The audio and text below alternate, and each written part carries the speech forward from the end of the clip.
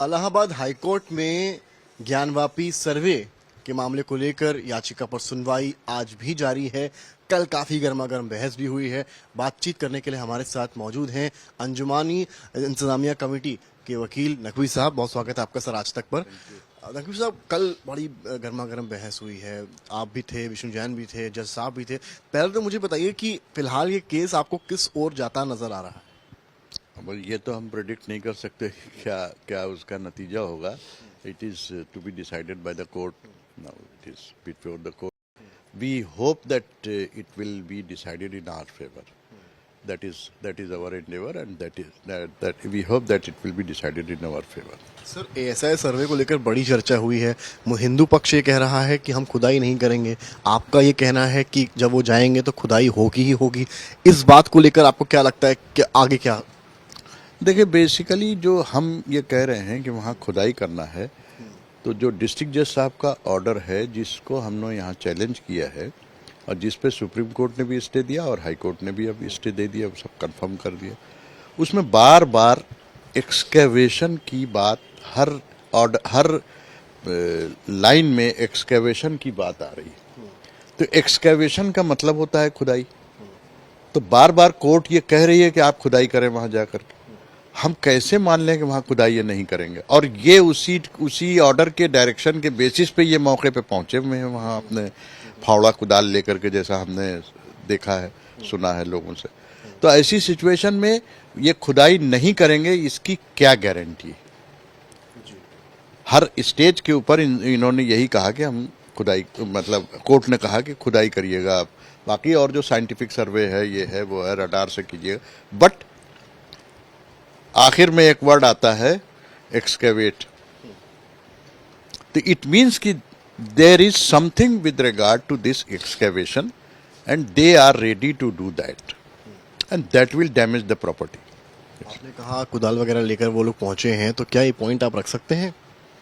अब देखेंगे, अगर हमारी पार्टीज के पास जैसा उन्होंने फोटोज हमको भेजे हैं उसमें ये है, अगर वो लोग आ जाते हैं, एफिडेविट तैयार हो सकता है, तो हम कोर्ट के सामने रखेंगे भी ये बात। हिंदू पक्ष मुस्लिम पक्ष पर यह आरोप भी लगा रहा है कि वो जानबूझकर इस तरह से काम कर रहे हैं जिससे कि मामले को टाला जा सके। भाई, टाला तो कहना इनके लिए बिल्कुल एकदम बचकानी बात होगी, इसलिए कि अगर आपका राइट, जैसा उनका क्लेम है कि 89 में हमको पूजा करने से रोक दिया गया था, तो 2023 तक कहाँ थे?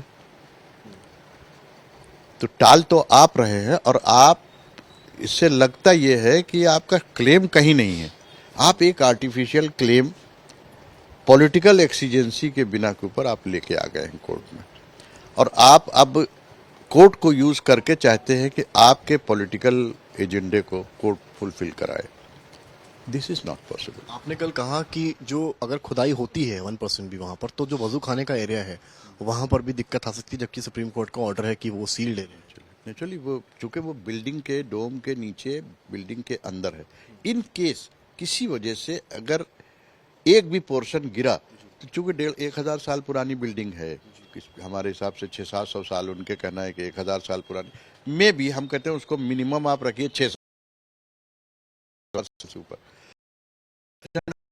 एक ईंट, चूंकि पुरानी बिल्डिंग जो बनती थी वो एक दूसरे से जुड़ करके ईंटें बनाए जाते थे। आज के ज़माने में दूसरा है कि आप आरसीसी बना लें। वो जो उसमें एक ईंटा अगर खसक गया तो पूरी बिल्डिंग ढह सकती।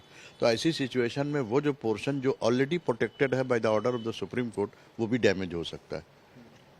तो इनका डिज़ाइन कुछ ढूंढना नहीं है, इनका डिज़ाइन है डिस्टर्बेंस पैदा करना। 2 पॉइंट्स मैं कहूंगा। एक तो गुम्बद को लेकर जो हिंदू पक्ष कह रहा है कि गुम्बद के नीचे एक और गुम्बद है जो कि ऊपर से कवर्ड है, ऐसा क्लेम है उनका। दूसरा क्लेम उन्होंने किया है कि वहां पर कई सारे चीजें दिखाई पड़ी हैं, स्वास्तिक के निशान हो, ओम के चिन्ह हो, जो ये दर्शाता है कि पहले शायद यह मंदिर रहा होगा। इसका आप इसको कैसे? भाई, ये उनका क्लेम है ना। कोई भी क्लेम, उनका बेसिकली क्लेम जो है वो ये है कि हिस्टोरिकल रॉन्ग कुछ हुए हैं, हिस्टोरिकल रॉन्ग हुए हैं, कुछ बादशाहों ने, कुछ राजाओं ने, कुछ हमारे साथ हिस्टोरिकल रॉन्ग किया। ऑलराइट, हो सकता है भाई, हिस्ट्री में बहुत सी जगहों पे आपको मिलेगा इस तरह से कि राजा लोग जो हैं उन्होंने जनता के साथ बहुत जुल्म किए हैं। हो सकता है हो गया हो, कोई ऐसा हुआ हो। तो उसका जो है वो 600 साल बाद, 500 साल बाद आप अगर आज उसको करेक्ट करने बैठेंगे तो ये करेक्शन पॉसिबल नहीं है। हिस्टोरिकल रॉन्ग को करेक्शन करने के लिए हम लोगों के यहाँ लेटेस्ट अभी 2006 या 7 में गवर्नमेंट ने एक एक्ट बनाया था, schedule caste tribe act, forest dwellers right act, जिसमें उन्होंने ये कहा था कि जो लोग फॉरेस्ट में रहते हैं उनको बहुत खनन की वजह से और माइनिंग की वजह से वहाँ से हटाया गया।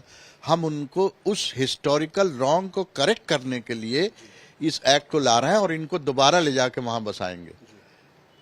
आज तक वो हिस्टोरिकल रॉन्ग एक्ट, बाकायदा पार्लियामेंट का पास किया हुआ एक्ट है, उसके ऊपर आज तक एक्शन न हुआ। वो लोग हिस्टोरिकल रॉन्ग, उस हिस्टोरिकल रॉन्ग को, क्या इन लोगों को इंटरेस्ट है उनके हिस्टोरिकल रॉन्ग जो उनके साथ हुए थे, जिसके लिए एक्ट बना हुआ, उसको इम्प्लीमेंट कराना? नहीं, इनको पता नहीं किस चीज में ये पुरानी बातें लेकर के सिर्फ एक कागज भी दिखा है कि औरंगजेब ने जहां पर ऑर्डर किया है कि इसको गिरा दिया जाए, तो आप इत्तेफाक रखते हैं? क्योंकि एक पक्ष आपके ये भी हैं कुछ वकील बनारस में, जिन्होंने क्लेम किया कि भाई मुगल शासकों को एक तरह से आक्रमणकारी के तौर पर ना देखा जाए, तो वहां पर हिंदू पक्ष ने दलील दिया है कि भाई औरंगजेब के तो यहाँ पे डॉक्यूमेंट्स भी हैं कि उन्होंने कहा था कि इसको ढहा दिया जाए। अब वो उनके उसके लिए हो सकता है कोई ऐसा ऑर्डर हो, लेकिन उसके पीछे फिर ये भी बताना पड़ेगा कि उसके पीछे सर्कमस्टांसेस क्या थे, क्यों गिराया गया, क्यों गिराने, अगर ऑर्डर किया। हम नहीं एडमिट नहीं कर रहे हैं, ना हम ये कह रहे हैं ऐसा दावा, या ऐसा दावा अगर उनका है, तो कोई भी चीज, कोई भी किंग अगर ऑर्डर करता है, बादशाह अगर ऑर्डर करता है, तो उसके पीछे कोई वजह रही होगी।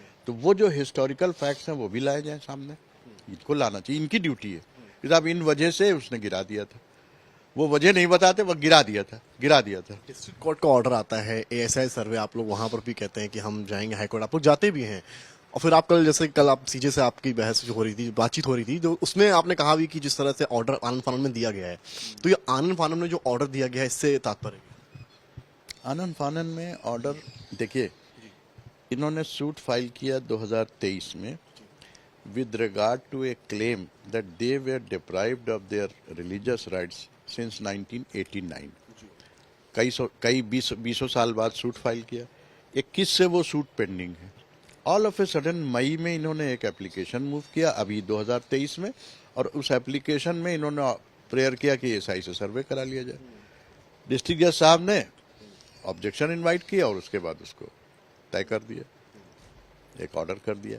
अब इंटरेस्टिंग बात ये देखिए, ये एएसआई जो है ये साइंटिफिक सर्वे के लिए है, तो साइंटिफिक सर्वे का जो लॉ है उसमें ये है कि कोई ज़रूरी नहीं है कि वो पार्टी भी हो, वो हैंड राइटिंग एक्सपर्ट या और भी जितने हैं वो ज़रूरी, उनको कोर्ट डायरेक्ट कर सकती है कि आप जाइए, जा करके इसका एग्जामिन करके लाइए, ये डॉक्यूमेंट है, ये प्रॉपर्टी है, या जो भी चीज़ है, तो वो जाएंगे उसको एग्जामिन करेंगे।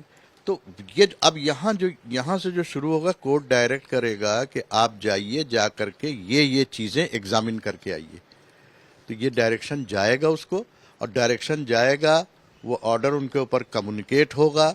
जब वो ऑर्डर कम्युनिकेट होगा, उसका एक प्रॉपर प्रोसेस से उनको कम्युनिकेट होगा।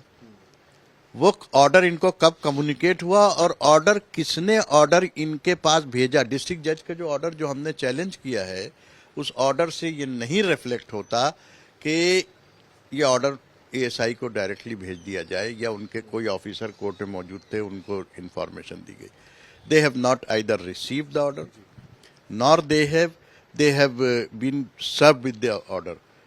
हाउ दे केम ऑन, क्या तरीका होना चाहिए था आपके हिसाब से? हमारे हिसाब से इनको पहले तो या तो पार्टी बनाते, नहीं पार्टी बनाया, ऑल राइट, कोई दिक्कत नहीं, तो इनको कॉल किया जाता, ये कोर्ट में होते, इनसे ओपिनियन ली जाती कि साहब ये डिस्प्यूट आया है, आपसे ये लोग रिक्वेस्ट कर रहे हैं कि एसआई से सर्वे करा लिया जाए, आपकी क्या ओपिनियन है, आप किस पोजीशन में है, आप क्या करते हैं, आपकी एक्सपर्टीज क्या इस पार्टिकुलर एस्पेक्ट को कवर कर सकती है, ये सब चीजें वहां होनी चाहिए। हिंदू पक्ष ने कहा कि एसआई ने खुद कहा कि हमने 5% काम किया है, आप लोगों का दावा है कि खुदाई करेंगे, हिंदू पक्ष कह रहा है हम खुदाई नहीं करेंगे, तो आप ऐसा दावा बार बार क्यों कर रहे हैं कि वो खुदाई ही करेंगे? ये तो बाद में मैंने अपना शुरू ही में कहा कि उन्होंने कोर्ट के ऑर्डर ही में एक्सकैवेशन की बात है। एक्सकैवेशन विष्णु जैन का लगातार ये कह रहे थे कि हम तो ओरली कुछ भी कह रहे हैं, लिखित में जो कुछ है हम तो उसके ऊपर बात करेंगे, ओरली तो वो पता नहीं क्या क्या कह रहे हैं कि हम, कोर्ट ने कहा विष्णु जैन रिटर्न में दीजिए आप इस चीज को। हाँ अच्छा, अब एक्सकैवेशन बार बार क्यों यूज करा रहे हैं? अगर आपको कुछ नहीं करना तो आप एक्सकैवेशन की प्रेयर क्यों कर रहे हैं और कोर्ट ऑर्डर क्यों कर रहा है? बेसिक परप्लेक्सिंग क्वेश्चन ये है कि आप वो बात बार बार कह रहे हैं कि हम खुदाई करेंगे, कोट करिए, खुदाई करो। अब सवाल ये है कि अगर आप वहाँ खाली रडार से जो इमेजिंग होती है उसकी आप वो करके करना है, तो फिर एक्सकेवेशन की बात कहाँ से आ रही है? और दूसरी बात, फोटोग्राफ्स अब यहाँ तो हमारे पास है नहीं, लेकिन मैं आपको दिखाता है कि फोटोग्राफ्स में जो आपके आदमी है वो गाड़ी से उतर रहे हैं, वहाँ पे लेके जा रहे हैं कुदाल, फावड़े, ये सब चीज़ें लेके जा रहे हैं। किस बात के लिए कुदाल फावड़े आए थे भाई? अगर आपको रडार इमेजिंग करनी है तो फिर कुदाल फावड़ों की क्या ज़रूरत है? वो तो आपके पास मशीन होगी, उससे आप 1-2 पॉइंट होंगे, उनको रखेंगे, उसके बीच में जो कुछ भी आ रहा होगा उसको इमेज आपके पास आ जाएगी, उससे पता चल जाएगा कि अंदर कुछ है कि नहीं है। खुदाई के लिए ये जो हथियार आप लेके गए, ये क्यों? कैमरामैन नीरज कुमार के साथ समर्थ श्रीवास्तव, वाराणसी आज तक।